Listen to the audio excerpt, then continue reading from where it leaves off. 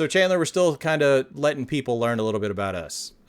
So let's go back in history a little bit. Let's talk about the very first video game you ever played. What was the game that started it all for you?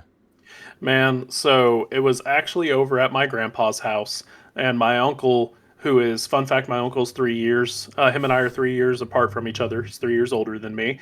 So we were over at their house, because my grandpa got around back in the day. That's why I have an uncle so closely, to me in age. But anyway, they had a PS1 though, and they had a little game that you may not have heard of called Crash Bandicoot.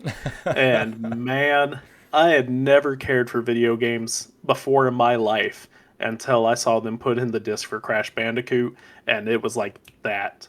And then I was just hooked. So I've played every single Crash game since. It is one of my favorite game franchises of all time. I have two tattoos referencing Crash Bandicoot.